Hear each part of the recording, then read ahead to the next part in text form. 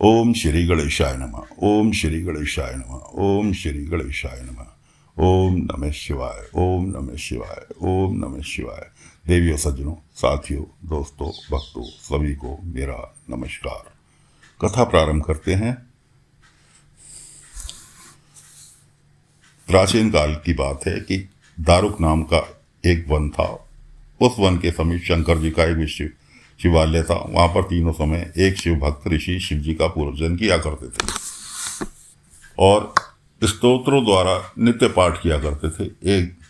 एक बार जब ऋषि शिव जी के स्तोत्रों द्वारा पाठ कर रहे थे, तभी दारुक वन में अनेक ऋषि महर्षि हवन करने के लिए संविदा लेने पहुंचे।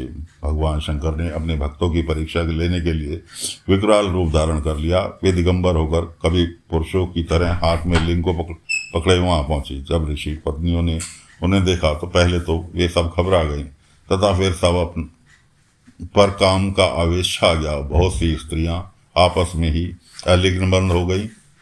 इतने में उन स्त्रियों के पति भी वहां पहुंच गए। उन्होंने उस पुरुष को देखकर सोचने लगी कि यह दिगंबर पुरुष कौन है जो स्त्रियों के आचरणों को दूषित कर रहा है। स्त्रियों पर भी उन्हें क्रोध आया। वे शंकर जी को न पहचान कर क्रोध में भरकर बोले, अरे यह दिगंबर पुरुष कौन है जो हमारी स्त्रियों को खराब कर रहा है।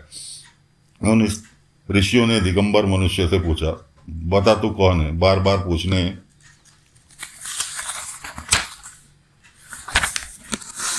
पर भी वह कोई उत्तर नहीं देता। वे लोग बोले, यह वैदिक धर्म को लोप करने वाला कर्म कर रहा है। इस कारण तेरा यह लिंग शीघ्र ही पृथ्वी पर कटकर गिर पड़े।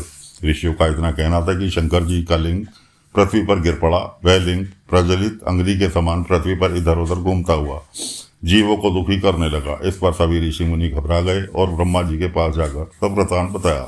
ब्रह्मा जी समझ गए कि यह सभी शंकर जी की माया वशीभूत हो गए हैं। तब ब्रह्मा जी बोले, हे ऋषियों, तुमने अनुचित कार्य कर दिया है। तभी मनुष्य का धर्म है कि ध्यान के में आए अतिथि का सत्कार किया जाए। अब जब तक शंकर भगवान का लिंग एक स्थान पर स्थित नहीं हो जाता, तब तक पृथ्वी पर इसी प्रकार उपद्रव होते रहेंगे। यदि आप लोग संसार का हित चाहते हो तो शंकर भगवान के ज्योतिर्लिंग की स्थिरता के लिए जगदम्बा पार्वती जी का चिंतन करो, उनकी आराधना तथा स्तुति करो। तुम्हारी स्तुति से पार्वती की योनि रूप होकर उसमें लिंग स्थिर हो जाए। तब पार्वती जी के प्रसन्न होने पर अष्टबल की रचना कर शास्त्रों के अनुसार उस पर एक घड़ा स्थापित करो। उसमें दुर्वा डालो तथा पवित्र तीर्थ के जल से उसे हमेशा शिव का ध्यान करके विधि सहित उसका पूजन करो। शतरुद्री पाठ करते हुए इसे घड़े के जल से इस लिंग को स्नान कराकर मार्जन आदि करो। इसके बाद योनि रूपा पार्वती जी को बाण रूप से स्थापित कर उसी पर सदाशिव की ज्योतिर्लिंग को स्थापित कर दो। इसके बाद धूप दीप नैवेद्य से षडोपचार से उसका पूजन करो। फिर स्तोत्र गान आदि से शंकर जी की स्तुति करो, तब जाकर मंगल होगा। इस तरह ब्रह्मा जी के वचन अनुसार ऋषियों ने मातेश्वरी पार्वती की विधि विधान से आराधना की। उनकी स्तुति से पार्वती जी योनि रूपा होकर उस पर ज्योतिर्लिंग की स्थापना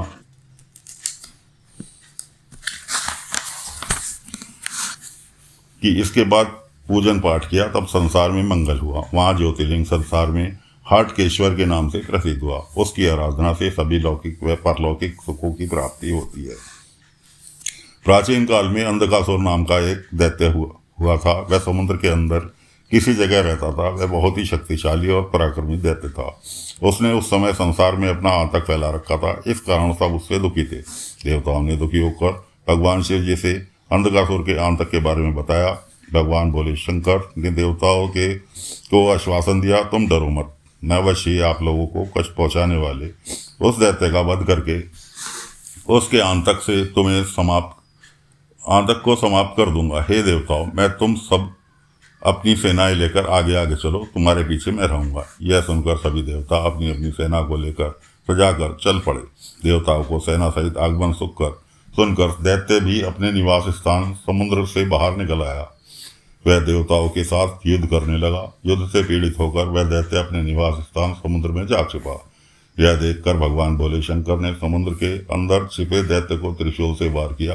त्रिशूल के लगते ही दैत्य छटपटाने लगा अब वह शिव जी के हाथ जोड़कर प्रार्थना करने लगा, हे भगवान, मैंने सुना है कि आपके हाथों मरने वाले को आप शिव रूप बना देते हैं। मैंने अपने अंतिम समय में आपके दर्शन कर लिए हैं, आप मेरा भी उद्धार करने की कृपा करें। आप मुझे अपने गणों के स्थान देने की कृपा करें। उनकी विनती सुनकर भगवान भोलेनाथ उससे प्रसन्न हो गए तथा उसे वर मांगने को कहा। दानव बोला, हे प्रभु, यदि वास्तव में आप मुझ पर प्रसन्न हैं तो मुझे आप अपनी अविचल भक्ति प्रदान करें और उसका दूसरा वर यह दें कि आपका इसी स्थान पर अविचल निवास रहे। शिव जी ने उसे अपनी अविचल भक्ति प्रदान की तथा ज्योतिर्लिंग रूप में उसे स्थित कर दिया। प्राचीन काल में दधीची नाम के एक महान ऋषि हुए हैं। वे बहुत ही धर्मात्मा, वेदों के ज्ञाता तथा शिव जी के भक्त थे। उनके एक पुत्र हुआ, उसका नाम उन्होंने सुदर्शन रखा। वह भी अपने पिता दधीची की तरह ही सर्वगुण संपन्न था, परंतु उसकी पत्नी, जिसका नाम टकुला था, उच्च कुल में संबंधित नहीं थी। टुकला ने अपने पति को अपने अधीन कर लिया था।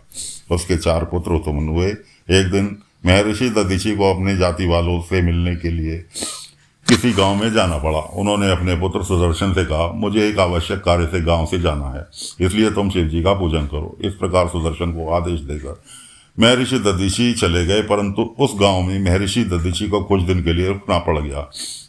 इधर सुदर्शन भगवान शिव का पूजन करता रहा। कुछ दिन बाद शिवरात्रि का पर्व आया। इस पर्व पर सब नर नारी उपवास रखते हैं और शिव जी का पूजन करते हैं। सुदर्शन ने भी शिवरात्रि को भगवान शंकर की पूजा अर्चना की।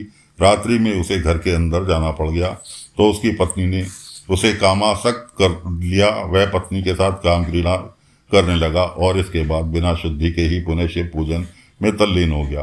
अंतर्यामी भगवान शिव जी ने यह देखकर उसे श्राप दिया, आज शिवरात्रि के पर्व पर भी तूने स्त्री के साथ काम क्रीड़ा करके पुनः बिना शुद्ध हुए मेरी पूजा करने लगा है। इस कारण तू मूर्ख बन जा। इस श्राप से वह जड़ की तरह पागल होकर घूमने लगा। कुछ समय पश्चात जब महर्षि दधीची लौट कर घर आए तो सब कुछ देखकर दुखित होकर बोले, अरे तूने अपना ही नहीं अब तो सारे कुल का सर्वनाश कर डाला, अब क्या करना चाहिए। उन्होंने जगदम्बा पार्वती की उपासना प्रारंभ कर दी। दधीची की उपासना से जगदम्बा प्रकट हुई। दधीची के प्रार्थना करने पर पार्वती जी ने उसके पुत्र सुदर्शन को शिव जी के चरणों में डालकर उनसे प्रार्थना की, हे स्वामी, ये सुदर्शन तो मेरा ही पुत्र है। इतना कहकर उसे यज्ञ पवित्र धारण कराकर 16 अक्षरों वाले शिव गायत्री मंत्र की दीक्षा दी। तब भगवती पार्वती जी की कृपा से सुदर्शन ने मंत्र को उच्चारण करके शिव जी का पूजन किया। इस पूजन से भगवान शिव जी उससे प्रसन्न होकर बोले, हे पुत्र, मैं तुमसे प्रसन्न हूँ। मेरी तेरे ऊपर पूर्ण कृपा है। मेरे ऊपर समर्पित किए हुए धन, धान्य, रत्न, तेल आदि सभी पदार्थ तेरे लिए हैं। तुम इनका उपभोग कर सकते हो। तुम हमेशा त्रिपुंड को धारण किए हुए शिव संध्या गायत्री जप करता बन जाओ। मैंने तुम्हारे सभी आराध्य क्षमा कर दिए हैं।